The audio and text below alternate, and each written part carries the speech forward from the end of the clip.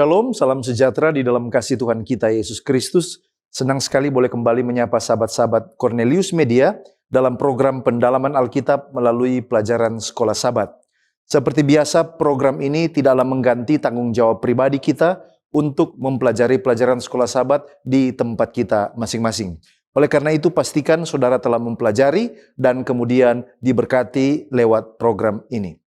Saya Pendeta Edward Taliwongso ditemani oleh hamba Tuhan Pendeta Jerry Mangerongkonda dan Pendeta Widodo Purwanto. Kita sudah tiba di pelajaran yang keempat dengan tema membela kebenaran. Sebelum kita masuk, mari kita berdoa. Bapa kami, Allah Tuhan kami, kembali lagi kami sangat membutuhkan urapan Roh Suci-Mu. Ketika kami akan mempelajari, mendalami firman-Mu, berikan kepada kami pengetahuan, hikmat untuk melihat kebenaran. Di dalam nama Yesus Kristus kami sudah berdoa. Amin. Kami mengingatkan bahwa program ini terbagi dalam 4 bagian. Yang pertama kita akan melihat dasar Alkitabiah pelajaran sepanjang pekan ini. Yang kedua kita mencoba menggali makna dari ayat inti. Yang ketiga pelajaran yang muncul dari pelajaran hari per hari. Dan bagian keempat kita tiba kepada aplikasi.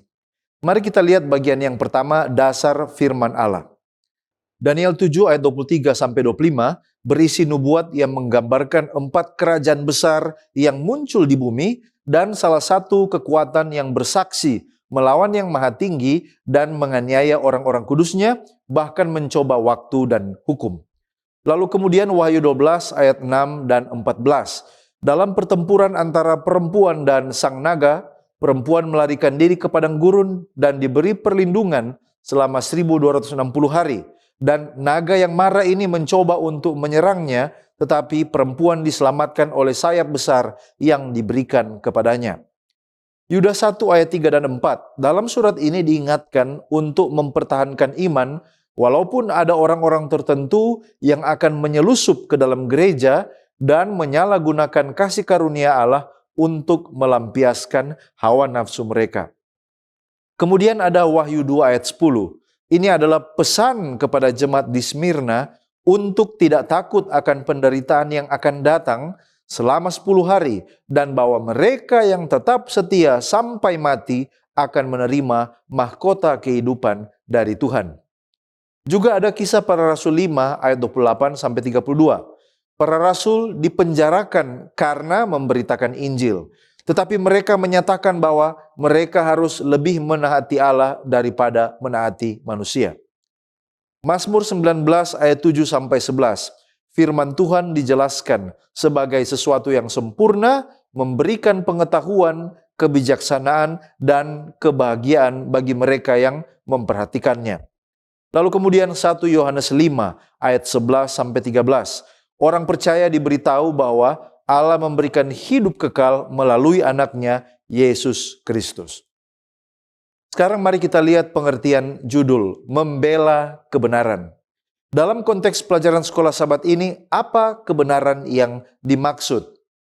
Dalam konteks pelajaran Sekolah Sabat, kebenaran adalah firman Allah, doktrin Alkitabiah yang tidak tercemarkan, dan kepercayaan kepada Kristus sesuai dengan Yohanes 1 ayat 1 dan 4 dan Yohanes 17 ayat 17.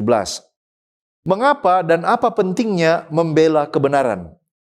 Bagi orang Kristen, membela kebenaran yang Alkitabiah memiliki beberapa alasan yang sangat penting. Yang pertama, ini menandakan kesetiaan kita kepada Allah. Yang kedua, ini menandakan kesetiaan terhadap ajaran Kristus dan firman-Nya. Yang ketiga, ini dapat menolong orang Kristen untuk terlindung dari ajaran-ajaran yang salah atau ajaran-ajaran yang sesat.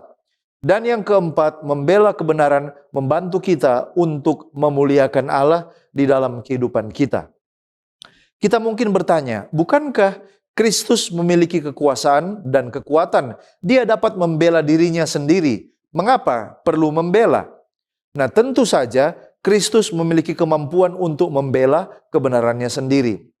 Namun ketika orang Kristen dipanggil untuk membela kebenaran, ini bukan berarti bahwa Kristus tidak mampu atau tidak mau melakukannya sendiri.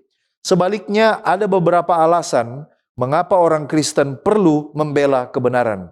Yang pertama adalah keterlibatan manusia dalam rencana Tuhan. Tuhan memilih untuk melibatkan manusia dalam rencananya untuk menyatakan kebenaran dan keadilan di dunia ini. Yang kedua, untuk pertumbuhan iman dan kesetiaan. Ketika orang Kristen berdiri teguh untuk membela kebenaran, ini merupakan kesempatan bagi mereka untuk bertumbuh dalam iman dan dalam kesetiaan. Lalu kemudian yang ketiga, apa saja faktor sehingga seseorang terpanggil untuk membela kebenaran dan bahkan bisa menyerahkan nyawanya sendiri sebagai taruhannya? Orang Kristen bahkan rela mati karena dia telah melakukan perhitungan upah yang akan diterima oleh karena kasih karunia Allah. Ellen White dalam In Heavenly Places halaman 117 mengatakan, setiap jiwa harus menghitung biayanya. Tidak seorang pun akan berhasil kecuali dengan usaha yang keras. Kita harus secara rohani melatih semua kekuatan kita dan menyalibkan daging dengan kegemaran dan hawa nafsunya. Penyaliban berarti lebih dari yang dibayangkan banyak orang. Adalah suatu kewaspadaan yang terus-menerus untuk setia sampai mati, untuk bertarung dalam pertandingan iman yang benar sampai peperangan berakhir, dan upahnya sebagai pemenang kita akan menerima mahkota kehidupan. Itulah upah yang akan diterima, sehingga mengapa orang Kristen bahkan rela membela kebenaran dengan nyawa sebagai taruhannya. Puji Tuhan, terima kasih pendeta.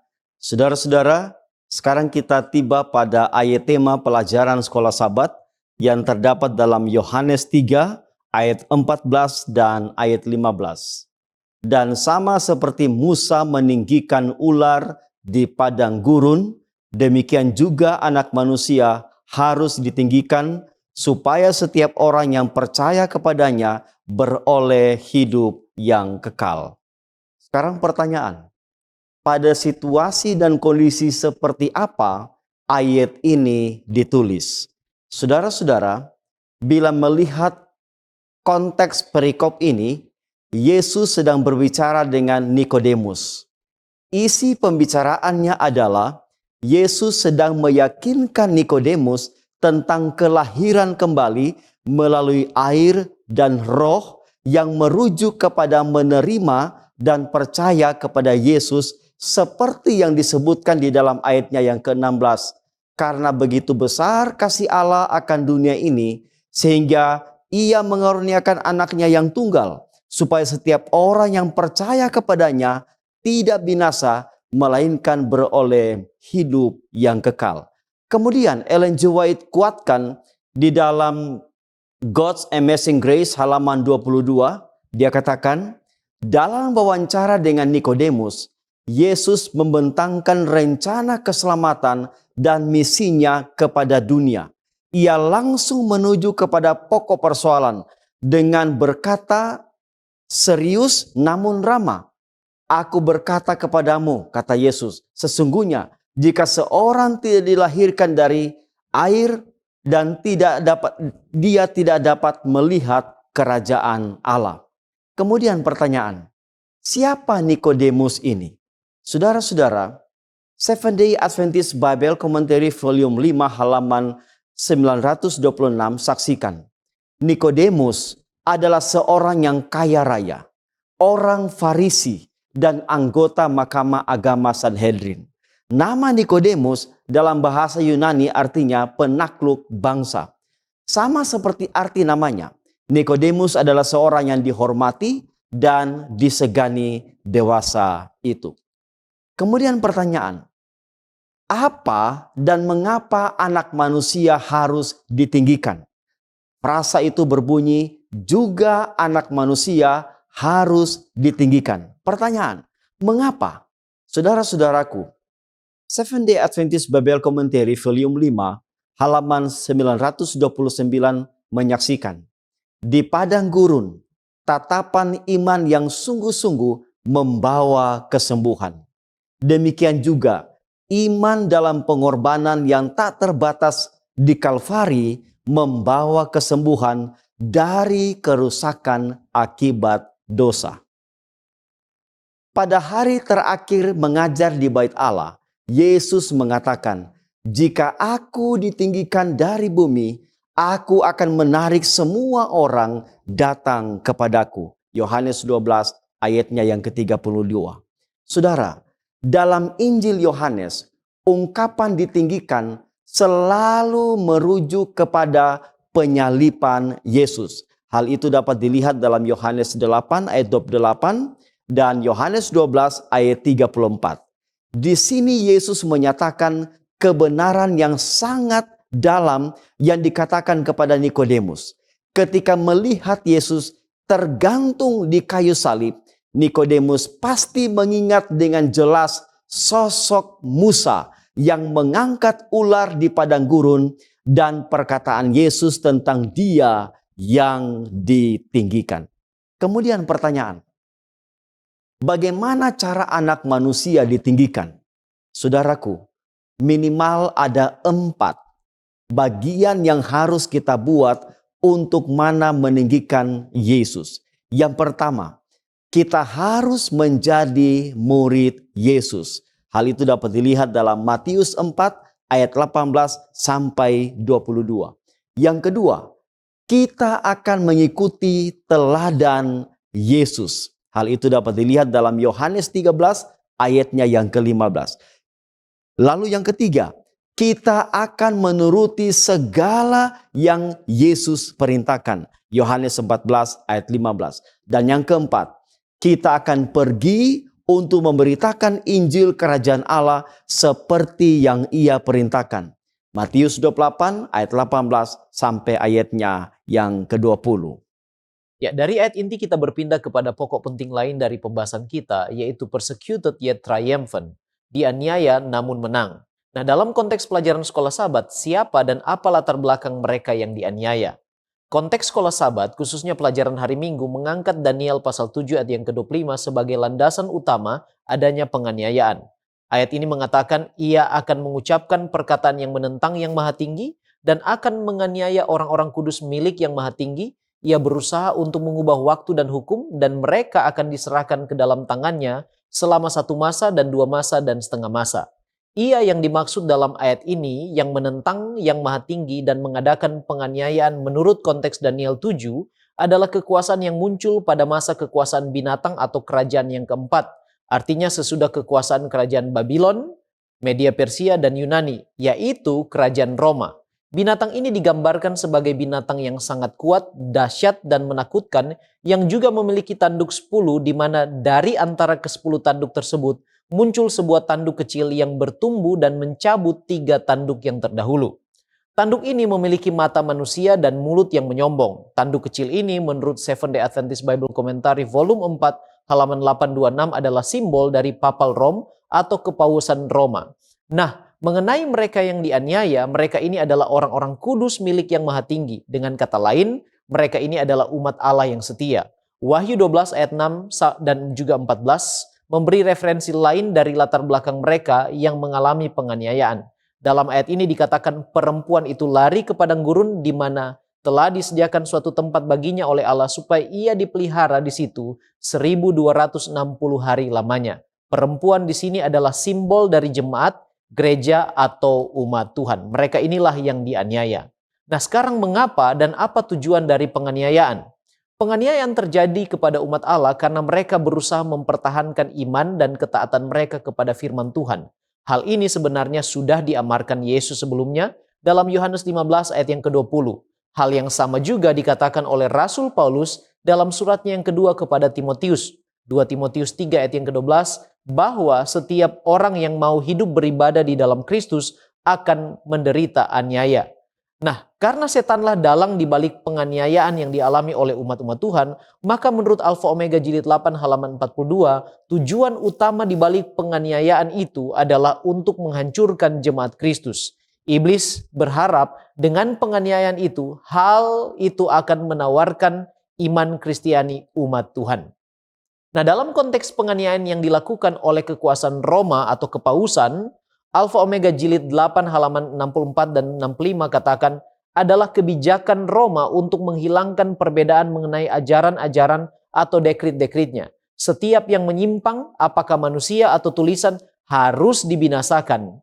Pernyataan keraguan-raguan atau mempertanyakan kekuasaan dogma kepausan telah cukup menjadi alasan untuk membinasakan nyawa orang kaya atau miskin, bangsawan atau rakyat jelata. Dan segera sesudah kepausan memperoleh kekuasaan, ia menghancurkan semua yang menolak mengakui jalan-jalannya dan satu persatu gereja tunduk kepada pemerintahan dan kekuasaannya. Jadi jelas bahwa tujuan utama penganiayaan selama kekuasaan tanduk kecil atau Roma kepausan adalah untuk pemaksaan ajaran, doktrin, praktek, peraturan, dan ketentuan kepausan yang diakui sebagai wakil Allah di dunia menggantikan otoritas firman dan hukum Allah. Kabar baiknya saudaraku, penganiayaan yang datang dari pihak musuh Allah izinkan terjadi untuk memurnikan iman umat-umatnya.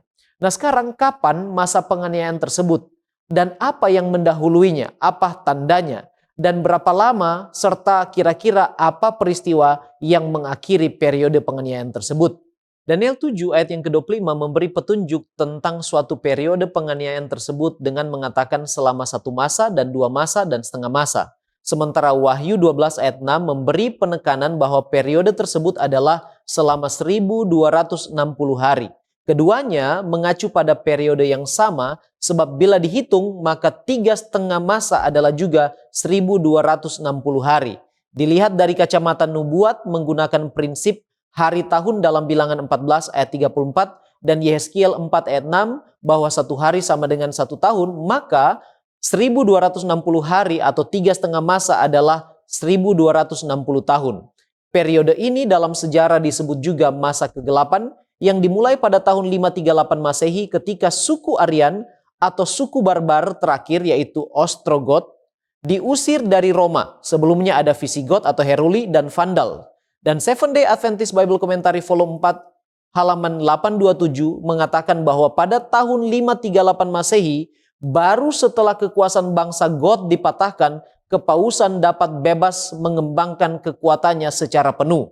Alfa Omega Jilid 8 halaman 57 menambahkan bahwa naiknya kekuasaan gereja Roma menandai permulaan zaman kegelapan. Sementara kekuasaannya bertambah, kegelapan semakin pekat.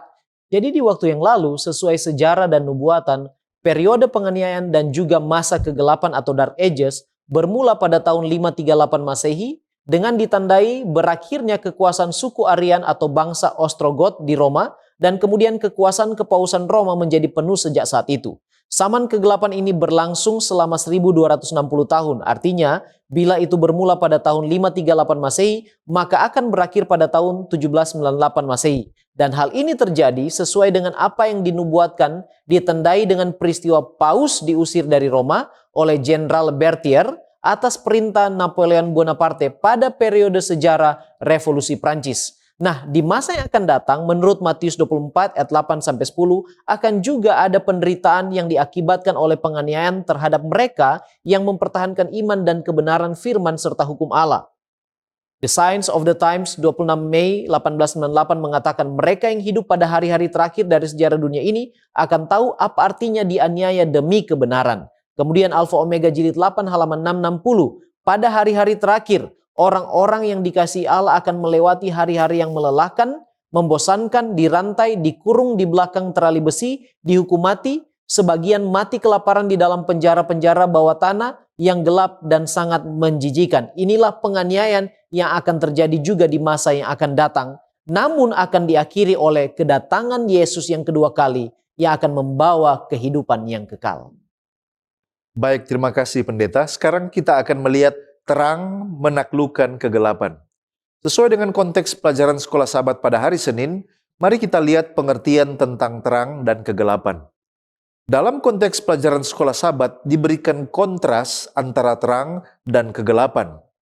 Terang itu merepresentasikan kemurnian Injil yang tidak tercemarkan oleh tradisi, oleh ajaran menyimpang, dan oleh penyalahgunaan Injil kasih karunia untuk kehidupan dalam dosa.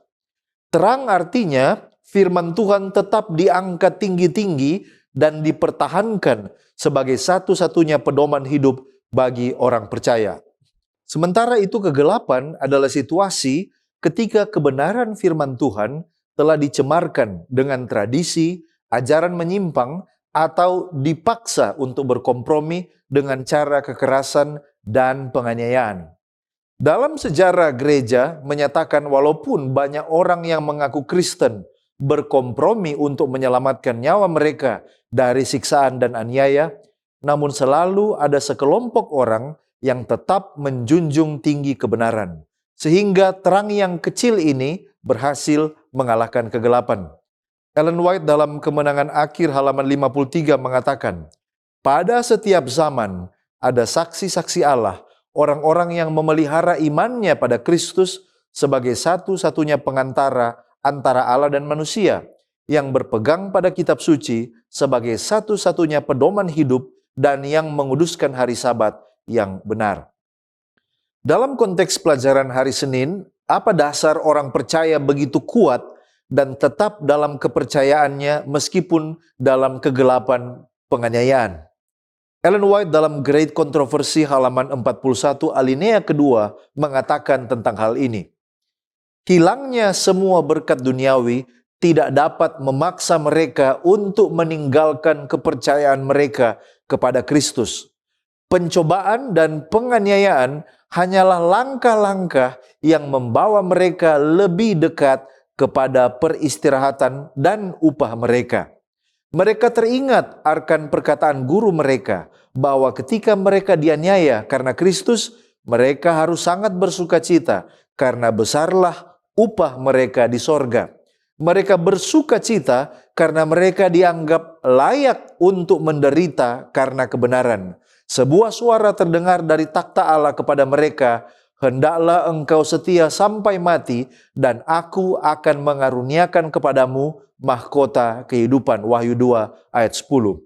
Itulah hal-hal yang membuat mengapa orang Kristen tetap setia, bahkan semakin setia walaupun menghadapi banyak penganiayaan. Apa upah bertahan dari pencobaan dan penganiayaan? Ini dijawab sendiri oleh Yesus di dalam Wahyu 2 ayat 10. Di sana dikatakan, jangan takut terhadap apa yang harus engkau derita. Sesungguhnya iblis akan melemparkan beberapa orang dari antaramu ke dalam penjara, supaya kamu dicobai dan kamu akan beroleh kesusahan selama 10 hari. Lalu kemudian dikatakan, hendaklah engkau setia sampai mati, dan aku akan mengaruniakan kepadamu mahkota kehidupan. Yang menjadi kekuatan mereka adalah jaminan bahwa mereka akan menerima kehidupan kembali. Bahwa sebagaimana Kristus dibangkitkan, mereka juga akan menerima kehidupan yang kekal apabila mereka tetap setia sampai mereka mati. Saudara-saudara, pelajaran sekolah Sabat juga menyaksikan tentang kelompok orang Waldensi. Pertanyaan, siapa mereka? Dan bagaimana firman Allah menjadi bagian bagi mereka di tengah-tengah kesukaran dan keterbatasan peralatan dan pengetahuan? Apa yang mereka telah perbuat sebagai contoh kepada kita dewasa ini? Mari kita lihat. Jane Leger, seorang penyalin kitab suci dari suku Waldensi, menyaksikan. Kaum Waldensi adalah salah satu kelompok pertama yang mendapatkan kitab suci dalam bahasa mereka sendiri. Kaum Waldensi secara diam-diam menyalin kitab suci di komoditas pegunungan mereka di Italia Utara dan Prancis Selatan. Anak-anak muda pada usia dini diinstruksikan oleh orang tua untuk menghafal sebagian besar kitab suci. Banyak yang membayar kesetiaan dan pengabdian mereka dengan nyawa mereka.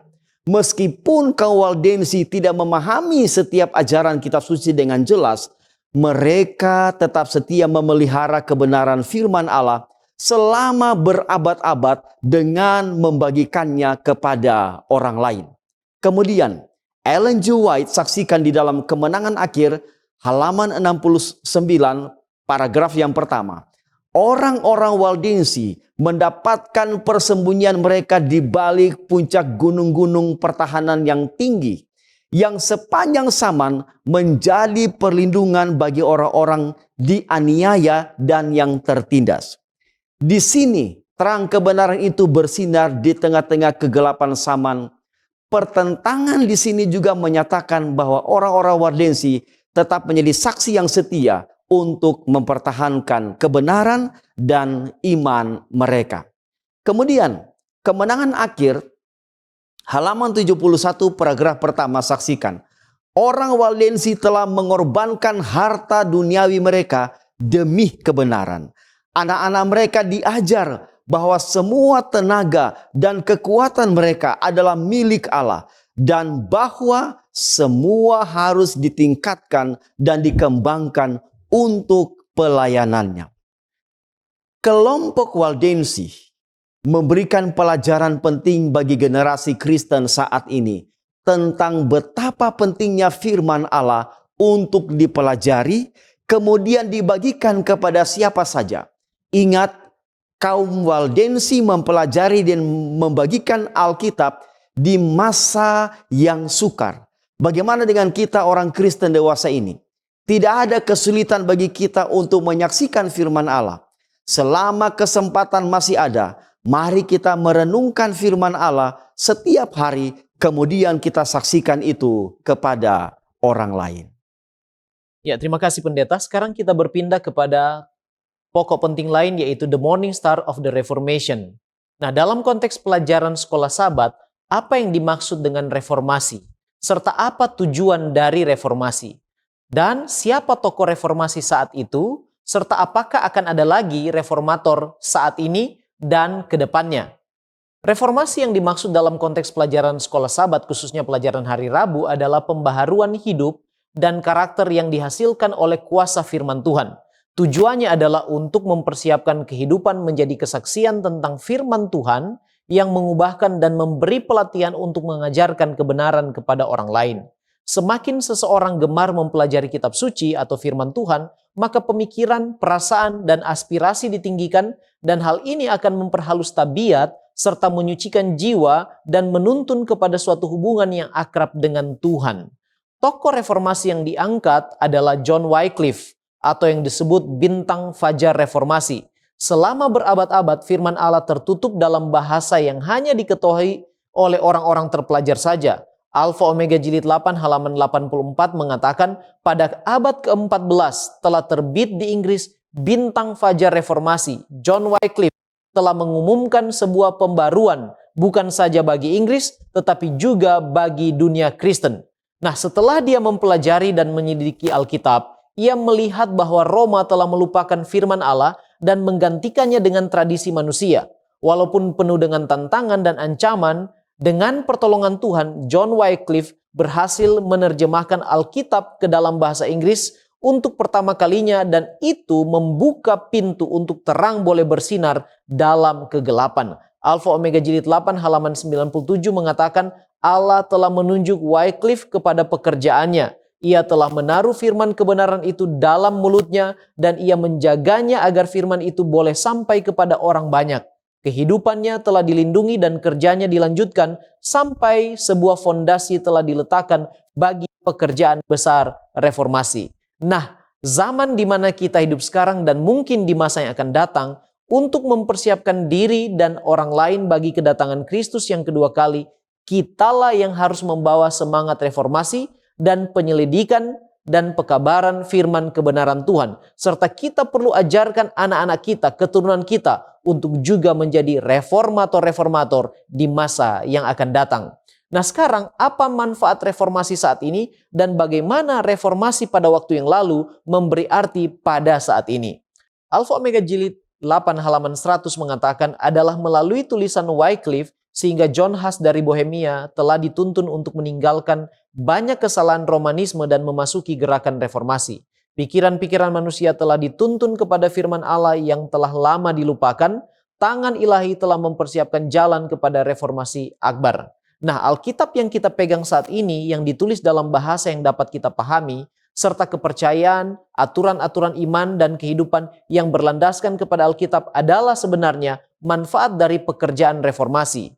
Jadi dampak pekerjaan reformasi di masa lalu, termasuk apa yang dilakukan oleh John Wycliffe, memiliki dampak yang sangat besar untuk membawa benih-benih kebenaran firman Allah ke seluruh dunia yang tadinya masih gelap oleh karena firman Tuhan tertutup dari bahasa dan pemahaman mereka. Selanjutnya kita melihat dihiburkan oleh pengharapan pada hari Kamis.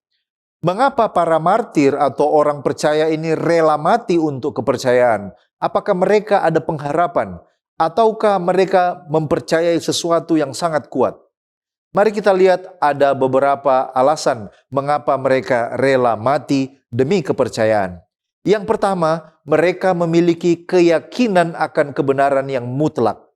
Para martir yakin bahwa iman dan kebenaran yang mereka anut adalah mutlak dan tidak dapat dikompromikan.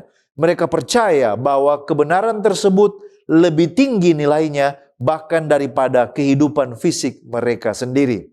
Yang kedua, oleh karena mereka memiliki pengharapan akan kehidupan kekal. Para martir memiliki keyakinan yang kokoh akan kehidupan yang kekal setelah kematian mereka. Mereka percaya bahwa ada kehidupan yang lebih baik bersama dengan Allah. Dan yang ketiga, mereka memiliki pengharapan akan upah sorgawi. Mereka percaya bahwa kesetiaan mereka kepada Tuhan dalam menghadapi penganiayaan akan diganjar, dihargai di sorga. Apakah ada jaminan bahwa mereka diselamatkan? Jaminan itu datang dari mulut Yesus sendiri. Di dalam Matius 5 ayat 10 sampai 12, Yesus mengatakan, "Berbahagialah orang yang dianiaya oleh sebab kebenaran, karena merekalah yang empunya kerajaan sorga. Berbahagialah kamu, jika karena aku kamu dicela dan dianiaya, dan kepadamu difitnahkan segala yang jahat. Bersukacita dan bergembiralah, karena upahmu besar di sorga, sebab demikian juga telah dianiaya nabi-nabi yang sebelum kamu." Pertanyaan selanjutnya adalah bagaimana dengan kita sekarang ini? Dalam cara apa di mana kita juga bisa menjadi martir dalam zaman ini? Yang pertama, penolakan untuk menyangkal iman. Kalau kita melakukan hal ini dan dalam beberapa kasus, di beberapa situasi di seluruh dunia, orang Kristen dihadapkan pada tekanan bahkan ancaman supaya mereka menyangkal iman mereka. Yang kedua, kalau kita memberikan kesaksian di hadapan publik, memberikan kesaksian di hadapan publik tentang iman Kristen dan prinsip-prinsipnya, terutama di tengah-tengah ketidaksetujuan atau penindasan, dapat menyebabkan seseorang menjadi sasaran penganiayaan. Yang ketiga, melakukan pelayanan di wilayah berbahaya. Contohnya para misionaris atau pekerja Kristen, mereka yang mendedikasikan diri mereka untuk melayani daerah-daerah yang berbahaya atau di antara komunitas yang tidak ramah terhadap kekristenan, seringkali menghadapi risiko menjadi martir. Dan yang keempat adalah oleh karena keteguhan moral. Menentang ketidakadilan, kejahatan, atau ketidakbenaran di dalam nama iman Kristen seringkali dapat membuat seseorang menjadi sasaran penganiayaan atau pembalasan. Mari kita lihat bagaimana kita bertahan dalam iman meskipun kita tidak menjadi martir. Ada beberapa cara kita dapat bertahan dalam iman walaupun kita tidak menjadi martir. Yang pertama, doa dan kesetiaan kita kepada Tuhan. Kita perlu mengembangkan hubungan yang kokoh dengan Tuhan melalui doa, melalui pembacaan Alkitab, dan praktek rohani lainnya. Ini merupakan fondasi untuk bertahan di dalam iman. Yang kedua, belajar Alkitab secara serius dan mendalam. Terus memperkuat iman kita melalui studi Alkitab atau juga bahan-bahan rohani lainnya yang dapat memperdalam pengetahuan kita tentang iman kekristenan. Yang ketiga, keteguhan dalam prinsip-prinsip moral. Bertahan pada prinsip-prinsip moral dan nilai-nilai Kristen, bahkan di tengah-tengah tekanan atau godaan untuk mengikuti arus dunia. Dan yang keempat adalah komitmen untuk tetap melayani. Kalau seorang Kristen terlibat dalam pelayanan gereja atau pelayanan sosial, ini dapat membantu dia untuk tetap mempertahankan imannya, dengan demikian tetap setia kepada Tuhan walaupun tidak menjadi seorang martir. Saudara-saudara, sekarang kita tiba pada bagian pendalaman pelajaran sekolah Sabat hari Jumat. Pertanyaan, apakah setiap orang dipilih Allah menjadi martir atau dipilih untuk tidak bertahan dalam penganiayaan? Dan apakah penganiayaan seperti orang-orang Romawi dipilih Allah? Lalu mengapa Allah tidak melindungi umat Allah saat mereka dianiaya? Mari kita lihat. Saudara-saudara, firman Tuhan dalam Wahyu 13 ayat 10 menyebutkan, barang siapa ditentukan untuk ditawan, ia akan ditawan. Barang siapa ditentukan untuk dibunuh dengan pedang, ia harus dibunuh dengan pedang. Yang penting di sini ialah ketabahan dan iman orang-orang kudus. Saudara, dalam sejarah Alkitab, kita dapat menyaksikan beberapa orang benar mati karena kebenaran yang mereka ikuti. Contoh, Habel mati karena persembahan yang benar dan yang berkenan kepada Allah, yang menimbulkan iri hati saudaranya Kain. Kemudian, siapa lagi? Stefanus dilontari dengan batu sampai mati. Kemudian, 12 rasul atau murid Yesus menjadi martir karena Injil. Namun ada juga orang benar yang diangkat hidup-hidup ke sorga karena kesetiaannya. Dalam hal ini seperti Henokh. Saudara-saudara, di dalam firman Tuhan Ibrani pasal 11 ayat 36 dan ayat 37 katakan seperti ini. Ada pula orang yang diejek, diderah, bahkan yang dibelenggu dan dipenjarakan. Mereka dilempari, digergaji, dibunuh dengan pedang. Mereka mengembara dengan berpakaian kulit domba dan kulit kambing sambil menderita kekurangan, kesesakan, dan siksaan. Kemudian, Yesus juga ucapkan di dalam Matius 5 ayat 10, ayat 11, dan ayat 12. Berbahagialah orang yang dianiaya oleh sebab kebenaran, karena merekalah yang empunya kerajaan sorga.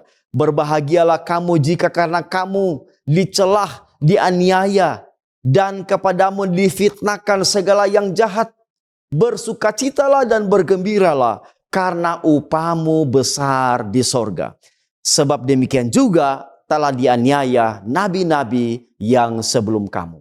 Saudaraku, sepanjang zaman Allah selalu memiliki orang-orang yang setia dalam kesetiaan untuk mempertahankan kebenaran. Walaupun di tengah-tengah kesulitan, kesengsaraan, bahkan aniaya, Allah selalu menjaga terang kebenaran yang kadangkala dibayar dengan darah orang-orang yang setia dan benar. Namun, janji kehidupan yang kekal akan menjadi bagian mereka yang setia kepadanya. Ya, dan sebagai penutup serta aplikasi dari pembahasan kita, apa cara kita bisa menjadi terang bagi sesama di zaman modern saat ini? Dan bagaimana cara yang manusiawi yang dengan tidak kekerasan kita boleh membela kebenaran? Yesus katakan dalam khotbah di atas bukit, Matius 5 ayat 14a, kamu adalah terang dunia. Kemudian ayat 16, demikianlah hendaknya terangmu bercahaya di depan orang, supaya mereka melihat perbuatanmu yang baik dan memuliakan Bapamu yang di sorga.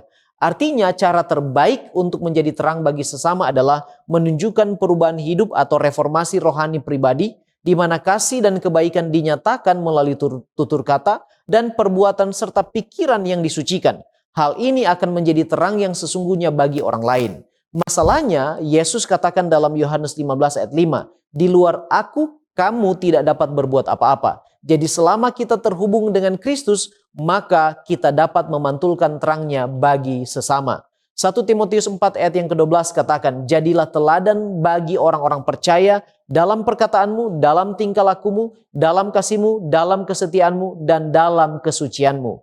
Dalam buku Reflecting Christ halaman 235 Nyonya White katakan, dengan terus-menerus menerima terang kehadiran Kristus secara konstan, ia memantulkan terang ini kepada orang lain dengan kata-kata yang menguatkan dan perbuatan-perbuatan penyangkalan diri. Ia menyandang tanda ketaatan pada hukum Allah yang membedakannya dari mereka yang tidak mengikuti jalan yang mengarah pada kehidupan yang kekal. Dengan demikian, cara yang terbaik yang manusiawi untuk membela kebenaran adalah menyatakan iman Kristen dan kebenaran dalam penurutan yang penuh kepada firman dan kehendak Tuhan. Nah sekarang, apakah membela kebenaran adalah suatu keharusan? Bukankah Allah bisa menjadi terang dan bisa membela kebenarannya sendiri? Kalau membela kebenaran di sini dimengerti dalam konteks penurutan kepada firman Allah, maka membela kebenaran adalah suatu keharusan. Sebab penurutan dari umat-umat Allah adalah sebuah teguran yang nyata bagi mereka yang hidup dalam kehidupan tidak takut akan Tuhan. Prophets and King halaman 605 mengatakan, rasa hormat umat Allah terhadap hukumnya merupakan teguran yang terus-menerus bagi mereka yang telah membuang rasa takut akan Tuhan. Selain itu, Nyonya White dalam buku Testimonies for the Church, volume 9 halaman 231 mengatakan bahwa gereja yang sisa, umat yang sisa, akan dibawa ke dalam pencobaan dan kesusahan yang besar. Mereka yang mematuhi perintah-perintah Allah dan iman Yesus akan merasakan kemarahan naga dan bala tentaranya. Setan menghitung dunia sebagai bawahannya. Dia telah menguasai gereja-gereja yang murtad, tetapi di sini ada sekelompok kecil yang menentang kekuasaannya. Jika ia dapat melenyapkan mereka dari bumi, maka kemenangannya akan lengkap. Jadi dengan demikian, dengan penurutan umat Allah terhadap hukum-hukumnya, maka setan gagal dalam misinya menyerang umat Allah yang sisa. Tidak ada kemenangan pada akhirnya di pihak setan. Sebab pada akhirnya pena inspirasi katakan dalam Christ Object Lessons halaman 69, Kristus menanti dengan kerinduan yang besar untuk manifestasi dirinya di dalam gerejanya. Ketika karakter Kristus direproduksi secara sempurna di dalam umatnya, maka ia akan datang untuk mengklaim mereka sebagai miliknya. Jadi penurutan bukan hanya sekedar membela kebenaran, tetapi juga adalah manifestasi karakter Kristus dalam kehidupan umatnya. Mari kita berdoa supaya kita menjadi umat-umat yang menang, membela kebenaran, yaitu dengan cara menuruti perintah-perintahnya, dan di dalam kehidupan kita akan dimanifestasi karakter Kristus. Mari kita tunduk kepala dan berdoa. Terpujilah namamu ya Tuhan Allah kami, terima kasih. Oleh karena pertolonganmu kami boleh belajar firman-Mu. Kiranya Roh Kudus-Mu akan terus tuntun kami, supaya kami boleh menjadi pelaku firman. Dan tolong kami ya Tuhan yang hidup di zaman saat ini, supaya kami juga boleh menjadi alat Tuhan, menjadi pembawa-pembawa terang, pembela kebenaran, dan kehidupan kami ya Tuhan akan diubahkan, dan kami juga mampu menjadi terang bagi orang lain, mengubahkan kehidupan orang lain menuruti kehendak-Mu. Terima kasih banyak Tuhan, Engkaulah yang dimuliakan dan ditinggikan. Ampuni kami dari dosa kami, di dalam nama Yesus kami sudah berdoa. Amin.